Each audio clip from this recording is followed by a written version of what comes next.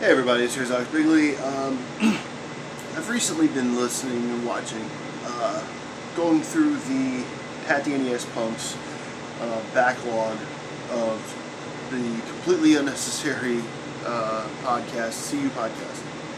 Which, by the way, if you haven't listened to it or you haven't watched the videos on YouTube, by all means go check them out. Very, very interesting. I often will put them on in the background, have my headphone, my Bluetooth headphones in, and just listen to it, and leave my phone, and go cook breakfast or do whatever. So, very interesting stuff. Now, obviously, most playlists are on YouTube. They start with the most recent and go down backwards through time.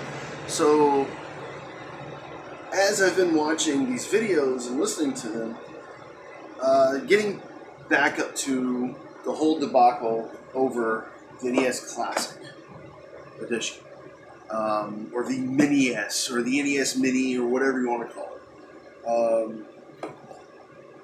or that mini Nintendo thing that some people have actually said. Now, it's been stated numerous times that this thing here, let me see, I'll leave it right here so I can pull it up and for visual reasons, that this thing was mostly sought after by people who would never touch a Switch, never buy a $300 system. But they want this because they grew up with it, they want to share it with their family, blah, blah, blah. And one major idea that has been put forward is that Nintendo didn't want to step on their own toes when it came to virtual console sales, which, if I'm not mistaken, still has not materialized on the Switch as of yet. However, why not do this? Here's an idea. Why not do this? Make a new system. I'm going to tell you, about that in a second. But what we'll do, let's say, make a virtual console system. Okay? Make a system, let's call it $100. Okay? $100, maybe $1.50. Okay, maybe $150. You get one system. You have your HDMI cable, and you have a port on the back for internet connection. That'll serve two purposes. Number one, it'll serve the idea that hacking, Nintendo can keep that up. But then the other thing is that they would have access to all the same games that's available on the Virtual Console store, and you don't devalue. Nintendo doesn't devalue their games. I think the math on it was that 30 games, equals about $2 a game on here, versus the supposedly I think it's like $5 or something like that per Nintendo game that you would get on a virtual store. Now, the drawback to this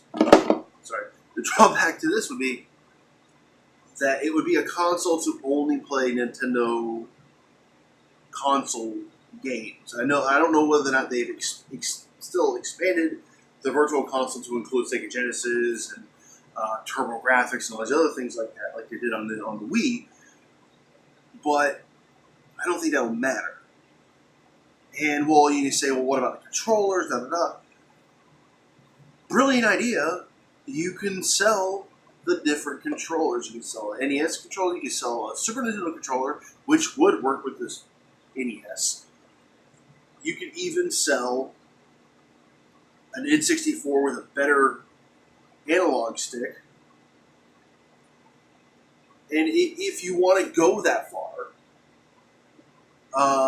I would say only do maybe up to N64. Maybe come out with, and then maybe leave like GameCube and the other ones for the Switch. But N64 backwards. And you know what? Hey, why not throw in Game Boy, Game Boy Color, and Game Boy Advance while you're at it? No reason why you can't make those big screen. Okay? No reason whatsoever. you can just scale up the picture, have the pixels be the exact same as they would be on the NES for the original Game Boy. Heck, gee, why not throw in the Super Game Boy function for the Game Boy games? Have that border on there, actually make it to where it fills out the rest of your TV screen, and so that way you still have that, what was it, 7:9 or 6:4, whatever it was, aspect ratio of the original thing, and then you can also add in, like the color swaps and whatever. Okay, you can do this. Okay, obviously you would only, really all you would need as far as controllers is like the N64 and Super Nintendo. For someone, shoot, you probably only use the N64 controller. Because they're saved, this thing had save states. You can implement that on those on this thing, and it would be the perfect thing for those who are not going to buy a Switch. And you can still charge them the amount of money that you want for the virtual console versions of these games. Include, be generous. Include 2 games from each console. Two NES games, maybe 3. 3 NES games, 3 Super Nintendo titles, and 3 N64 titles. Or 2 of each, whatever. Have that included in box. The rest of it, what you're paying for is the firmware, and it's going to be hooked up to the internet, so you can download these things. Now, obviously, and also give people the ability for online play as well. Maybe put a SD card slot in there so people can expand the memory so they can download more games, or have it set up with a 500 gigabytes of, 500 gigabytes, probably less than that. Just like maybe a couple of gigs of built-in flash memory. No reason why you can't do that. It would be the perfect thing. You have that out there. You'd be making money hand over fist. What would it look like? Who cares? Okay, doesn't matter.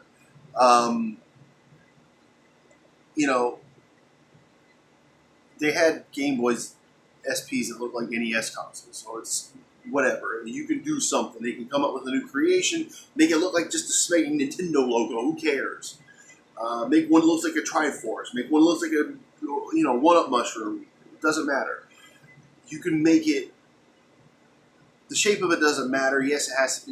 One of the reasons why this thing was as big as it was is the iconic, the icon of the NES. So that's one thing. So, what do you think? Do you think this would be a great idea for Nintendo? If you do, bombard them.